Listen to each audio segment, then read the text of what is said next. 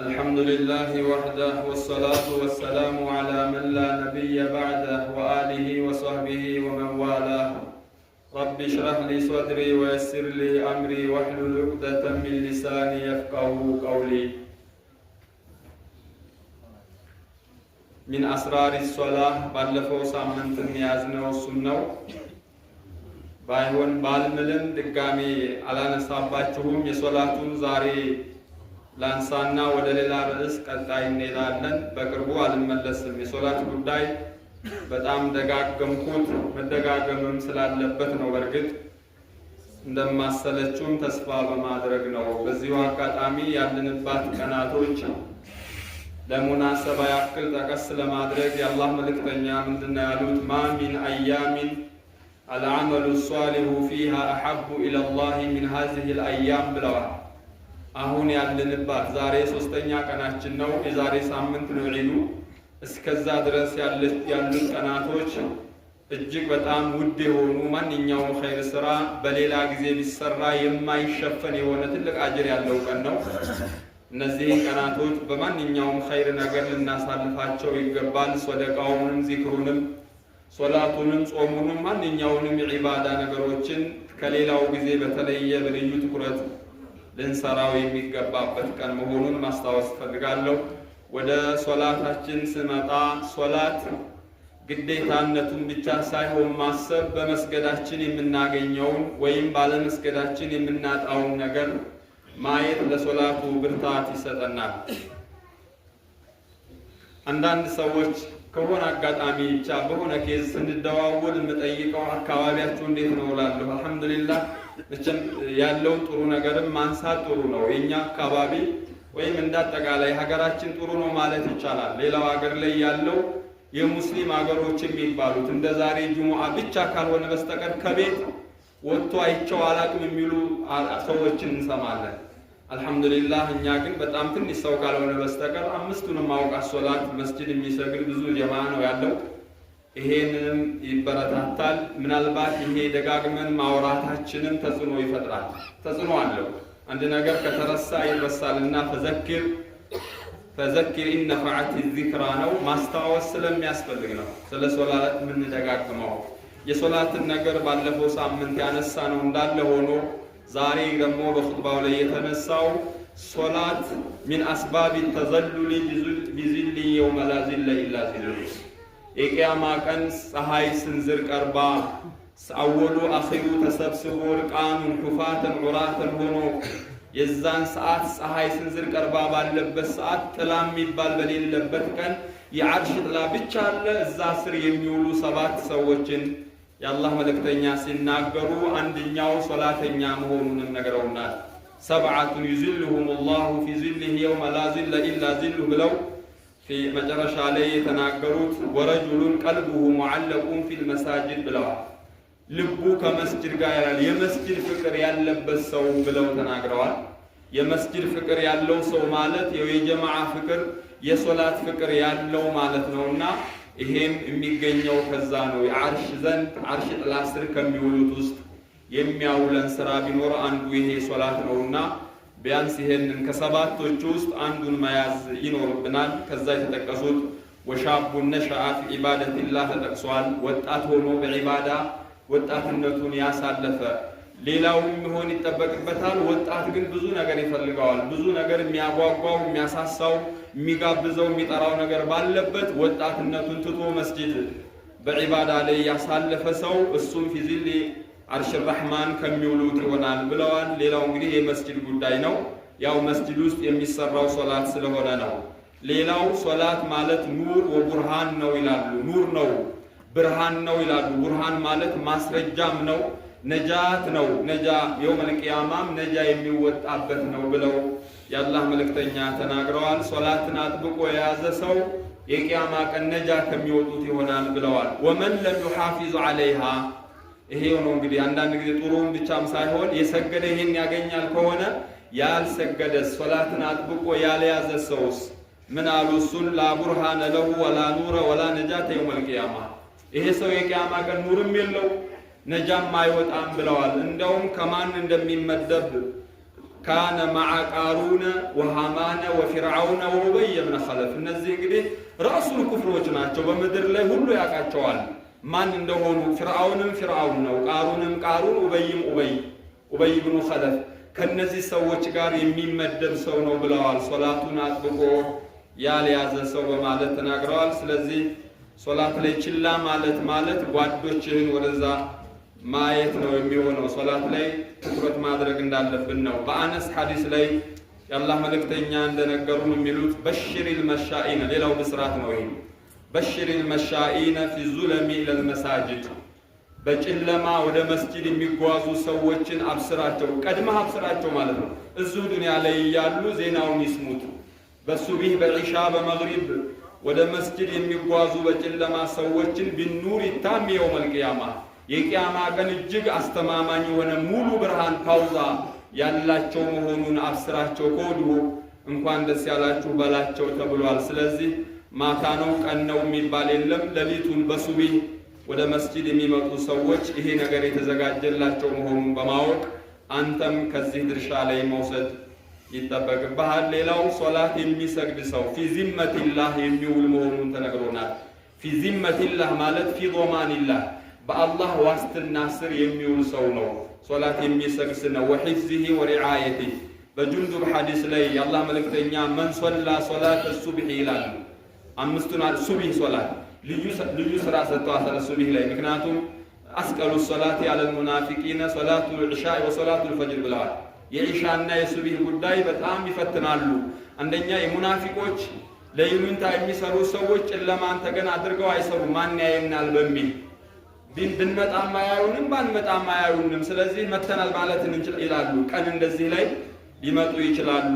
ሱብሒ ሶላት እንቅልፍም አለበት፣ ድካምም አለበት፣ ብርድም አለ። በዚህ ላይ ኢማን በውስጡ ጠንከር ያለ ነገር የሚገፋው ከሌለ ምናልባት ላይነሳ ይችላል። አሶላቱ ኸይሩ ሚነ ነውም የሚለው የሚረብሸው ድምፅ ሊሆን ይችላል። ቀሰቀሱኝ የሚል አይነሳም። እና ያንን የሚሰግድ ሰው ግን አሉ መን ሶላ ሶላተ ሱብሒ ፈሁወ ፊ ዚመቲላህ በአላህ ጥበቃ ስር የሚውል ሰው ነው። ሱብሒ ሁሌ ሱብሒ ከሰገድ ሁሌ አላህ ጥበቃ ይደረግልሃል።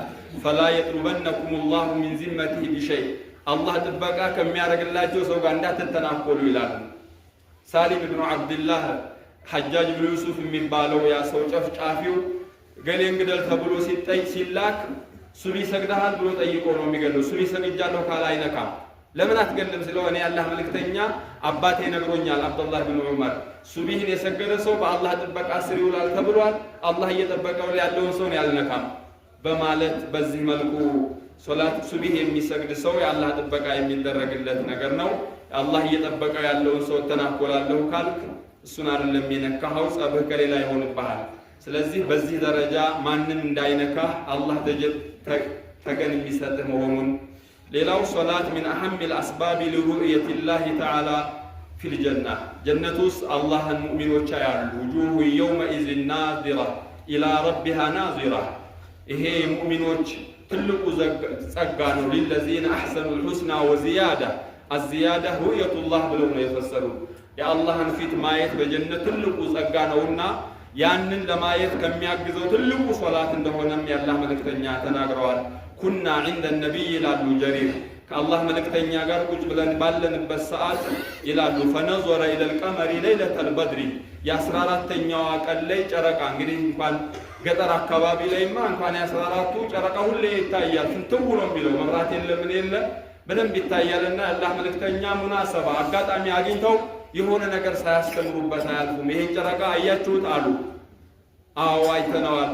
ሰተረውነ ረበኩም ኢነኩም ሰተረውነ ረበኩም ከማ ተረውነ ሀዘል ቀመር ይሄን ጨረቃ ልክ እንዳያችሁት ሁሉ አላህንም ታያላችሁ። ላ ቱዷሙነ ፊ ሩእየቲሂ አሁን ጨረቃውን ለማየት አንገፋፋም። የት ጋ ነው ሲዞር በልኝ እኔ ሌው አይባል። ሁሉም ባለበት ሆኖ ያየዋል። አላህንም በዚህ መልኩ ታዩታላችሁ ብለው ተናግረው ፈኢን ስተጧዕቱም አላ ተግሊቡ ዐላ ሶላትን ቀብለ ጡሉዕ ሸምሲ ወቀብለ ልጉሩቢ ፈፈዓሉ ብለዋል። ፀሐይ ከማግባቱና ከመውጣቱ በፊት ያለውን ሶላት በተለይ በልዩ ትኩረት ስገዱ፣ ያንን ካረጋችሁ ይሄን ትታደላላችሁ ብለዋልና ከአሱር በፊት አሱርንና ሱብሒ ማለታቸው ነው የፈለጉት። እነዚህ ሶላቶች እውነትም ፈታኝ ናቸው። አሱርም ሲሰራ ውሎ ወደ ቤቱ የሚገባበት የሚሰበስብበት የማታ ማታ ሂሳብ የሚሰራበት ብዙ ነገሮችን የሚልበት ሰዓት ስለሆነ የሱብሂና የዐሱር ሶላት ልዩ ቦታ እንዳላቸው ናቸው። መን ሶለል በርደይኒ ደኸለል ጀናም የተባለበት ነው ያለው። አልበርደይኒ ዐሱርና ሱብሂ ናቸው። ሶላት ለዚህ ነው ዋጅብነቱን ግዴታነቱን ብቻም ሳይሆን ከኋላው ያዘለው የያዘውን ትልቁን ነገርም በዛው ለማሰብ ነው። ሌላው ሶላት ማለት የክፉ ቀን ደራሽ እንደሆነ ተነግሯል። በዚህ ሐዲስ ላይ አቡ ሁረይራ ሐዲስ ላይ ምን ይላል? ኢነል መይተ ኢዛ ውዲዐ ፊ ቀብሪ፣ ሁላችንም ሟቾች ነን። መቼ እንደሆነ ባናቀውም አንድ ቀን ቀብር እንገባለን። ቀብር ስንገባ የሚገጥመን ነገር ዛሬ የሰራነው ስራ ነው። ኢን ኸይረን ፈኸይሩን ኢን ሸረን ፈሸር። የያዝነውን ስራ ይዘን ነው። ዘመድ የለም፣ ወዳጅ ምንም ንብረት የለም። ሁሉም ቀርቶ ራቁታችንን ብቻችንን ቀብር ውስጥ ስንገባ የዛን ጊዜ ከጎናችን የሚቆም ሶላት እንደሆነ ለክፉ ቀን የሚደርሰን እንደሆነም የአላህ መልእክተኛ ተናግረዋል። ኢዛ ውዲዐ ፊ ቀብሪሂ ኢነሁ የስመዑ ኸፈቀ ኒዓሊሂም አሉ። ኸፈቀ ኒዓሊሂም ቀባሪው የእግሩ ጫማ ኮቴው ብዙ ሳይርቅ አፈር አልብሰን ዘወር ስንል ወደዛው ማለት ነው፣ በዛው ቅስበት ማለት ነው። ሐታ ይወሉ ሒነ ይወሉነ ዐንሁ ፈኢን ካነ ሙእሚናን ካነት ሶላቱ ኢንደ ረእሲህ። የሚሰራቸው ኸይር ስራዎች ዙሪያውን ዘብ ሆነው ጋርድ ሆነው ይጠብቁታል። ለሚመጣበት ነገር ሊከላከሉ ማለት ነው። ከአላህ በኩል ቅጣቶችን የሚከላከሉ ነው። ሶላት ከራስጌ በኩል ይሆናል፣ በዋናው በኩል ሆኖ ደጀን ይሆናል ሶላት። ወካነ ሲያሙ ዐን የሚኒሂ፣ ጾሙ በስተቀኝ ይሆናል፣ ዘካ በስተግራ ይሆንና ሌሎች የቀሩ ስራዎች ደግሞ በስተግርጌ በአራቱም አቅጣጫ ሆነው ያንን ሟች ይጠብቁታል ቀብር ውስጥ። ሱብሃንአላህ። ምናልባት ክፉ ሆኖ ሊበላው የመጣውም እኮ የሰራው መጥፎ ስራው ነው። ደግሞ እነዚህኞቹ ኸይሮቹ ደግሞ በዚህ መልኩ በአራቱም አቅጣጫ ደጀን ሆነው ይጠብቁታል ብለዋል የአላህ መልእክተኛ። እናም ፈዩእታ ሚን ቂበሊ ረእሲሂ፣ በራስጌ በኩል ይመጣል። ብዙ ነገር አለ ቀብር ውስጥ፣ ብዙ ስቃይ፣ ብዙ ቅጣት አለና ማ ቂበሊ መድኸሉን፣ በእኔ በኩል መግቢያ የለህም ብሎ ይዘጋል። በቀኝ ሲመጣም ጾም ይከላከላል፣ በግራም ደግሞ ዘካው ይከላከላል፣ በሌላም በኩል ይከላከላል። ፊ አማኒን፣ እሱ ሰላም ይሆናል። ሶላት ጠበቀው ማለት ይሄ ነው። እና ኸይር ስራ በማንኛውም ሁኔታ አኼራ ብቻም አይደለም እዚህ ዱንያም ሀገር ላይ ይጠበቅበታል። ስለዚህ ቀብር ውስጥ የምንጠበቅበትም ነገር ስለሆነ የሶላት ጉዳይ ቀላል አይደለም። ያው ሶላት ባዕደ ሸሃደተይን ከዓቂዳ በኋላ የሚመጣ ኢባዳ እሱ ነው። ሌሎች ከዛ ቀጥለው የሚመጡ እንጂ ዋናው እሱ መሆኑን ነው። ስለዚህ ሶላት ማለት በዚህ ደረጃ ነው ባጭሩ። በእኛ እይታ በኔ እይታ እንኳን ሶላትን መተው ኢነ ተርከ ሶላቲ ኹስራኑን ወሃላክ፣ ትልቅ ክስረት ማለት ሶላት የማይሰግድ ሰው ነው ከሰረ ማለት ነው። ምንም ንብረት የለውም ምንም የለም ማለት የሚቻለው ሶላት የማይሰግድ ነው በዱንያም በአኺራም። ፈሂ ዒንደ አክሰር ዑለማኢ ኩፍር ብለውታል። ሶላት አለመስገድ ብቻ ካፊር የተባለ ሶላት ነው። በብዙዎቹ ዑለማዎች ዘንድ ሶላት የማይሰግድ ሰው ካፊር ነው። ያረደው አይበላም፣ ትዳር የለውም፣ ለሱ መዳር አይቻልም። ውሃ ከዛ ማንኛውም ነገር ቢሞት ከሙስሊም መቃብሮች አይቀበርም፣ አላህ ይማረው አይባልም። ካፊር ነው ከተባለ ይሄ ሁላ ነው የሚያስይዘው። ሶላት ታዲያ መተው ማለት ሙሉ ለሙሉ መተው ብቻም አይደለም። አንድ ቀን እየሰገደ ሌላ መተው፣ ጧት አንዱን ሰግዶ አንዱን መተው ታሪከ ሶላት ያስብለዋል። ዑለማዎቹ ይገደላል ነው የሚሉት። ባዕደል ኢስቲታባ ሶላት የማይሰግድ ሰው ይገደላል ማለት ካፊር ሆኖ ነው ሐድ ነው በሚል ካልሆነ በስተቀር ሶላት በጣም ከባድ ነገር ነው። ከሱ ውጭም የለንም። ሁላችንንም ሊያገናኝ የሚችል ሴቱን፣ ወንዱን፣ ጤነኛውን፣ በሽተኛውን ሁላችንንም ሊያሳትፍ የሚችል ዒባዳ እሱ ነው ያለው። ከኛ መንደር እኔ በማውቀው 3 ነው 4 ሰው ነው ሄደው ሐጅ በዚች ዓመት። ሌሎቻችን ምን ነው ሳይወጁብን ነው ምናምን እንዲህ ነው የሚመለከታቸው ሰዎች በጣም ትንሽ ናቸው። ዘካ ጋም ስንመጣ ትንሽ ሰዎች ናቸው ዘካ የሚወጅብባቸው። የእስልምና አርካን መሆኑን ከማመን ውጪ ተግባር ላይ የማናወርዳቸው ዒባዳዎች አሉ። ሶላት ግን እኔም አንተም አንቺም ሁላችንም የሚመለከተን ነገር ነው። እዚህ ላይ ነው መርገጥ ያለብን። እዚህ ላይ ቆመን ነው ሐጁም ጾሙም የሚሆነው ነው። ሶላት ከሌለ ይከፍራል እየተባለ ቢሐጅ ቢጾም ምን ያደርጋል? አይጠቅምም ማለት ነው። የአላህ መልእክተኛም በይነ ረጁሊ ወበይነ ልኩፍሪ ተርኩ ሶላት፣ በአንድ ሰውና በኩፍር መሃል ላይ ያለው ሶላት መተው ነው። እሱን ከተወው ወደዛኛው መቀላቀሉ ነው ማለት ነው። ሙስሊም አይደለም የሚል ነው። ይሄ ሐዲሱም አልአህዱ ለዚ በይነና ወበይነሁም ሶላት፣ በእኛና በእነሱ መሃል ያለው መለያ ሶላት ነው። ፈመን ተረከሃ ፈቀድ ከፈር በዚህ ቃል ነው የሚናገሩት። ኩፍሩን ዱነ ኩፍር ብለው ሌላ ተውል ከመስጠት ውጪ ቃላቱ ኩፍር ነው የሚለው። ስለዚህ ሶላት ላይ ትኩረት ካላደረግን ለምን ላይ ትኩረት እናደርጋለን? መደጋገምም ያለብን ለዚህ ነው። ዑመር ኢብኑ ኸጣብ ረዲየላሁ ዐንሁ ነው የሚሉት አማ ኢነሁ ላ ሐዘ ሊአሐድን ፊል ኢስላሚ አድዓ ሶላት፣ በሶላት ላይ በኢስላም ላይ ምንም አይነት ድርሻ የለውም ሶላትን የተወሰው ይላሉ። ችላ ያለ ሰው ሶላትን ያዝለቀቅ እንደፈለገው የሚያደርግ ሰው ምንም አይነት ከኢስላም ድርሻ የሌለው በማለት ይገልጹታል። አቡ ሁረይራ እንደሚሉት ደግሞ ካነ አስሓቡ ረሱሊላህ ሰለላሁ ዐለይሂ ወሰለም ላ የረውነ ሸይአን ሚነል አዕማሊ ተርከሁ ኩፍሩን ገይረ ሶላት። የነቢይ ሰሃቦች ረዲየላሁ ዐንሁም ማንኛውንም ነገር በመተው ያከፍራል የሚሉት ከሶላት ውጭ አልነበረባቸውም። ሶላትን የማይሰግድን ሰው ካፊር ነው በማለት የሰሃቦቹም አቋም ነበረ ማለት ነው። በጣም ቀላል ነገር አይደለምና በማንኛውም በትንሹም በተልካሻ ምክንያት የሚቀር አይደለም። ባለፈው ሳምንት ላይ እንዳነሳ ነው መንገደኛ እንኳን ይሰግዳል። ምናልባት ሁለት ተደረገለት አራት የነበረው ዙሁርና አሱር ባንድ ላይ ካልተመቸ ለየብቻው ካልተመቸ ባንድ ላይ ስገድ፣ ለዙሁር በቆምኩበት አሱርንም ስገድ፣ ለዙሁር ካልተመቸ በኋላ አሱር ላይ ስገዳቸው። ከዚህ በላይ ማመቻቸት ከዚህ በላይ ግዴታነቱ ምን ያሳያል? ታመህ ከሆነ መቆም ካልቻል ቁጭ ብለህ ስገድ። በወንበርም ሆነ ተኝተም ትሰግዳለህ። ባልጋም ላይ አይቀርም ሶላት። ውሃ እንኳን ካጣህ በአፈር ተለቅልቀህ ስገድ ማለት ምንድን ነው? ኸውፍ ላይ ጦር ሜዳ ዘመቻ ላይ አልቀረም ሶላት። እንዴት እንደሚሰግዱ ብቻ መስመሩ ነው የተነገራቸው። በቃ እየሄድክም እየተዋጋህም ስገድ እንጂ አትስገድ የተባለበት የለም። ዑለማዎች አዕዛሩ ሶላት ይስናን ብለው ያስቀምጣሉ ፉቃሃዎቹ ዘንድ። እንቅልፍና መርሳት በስተቀር ሌላ ዑዝር የለውም።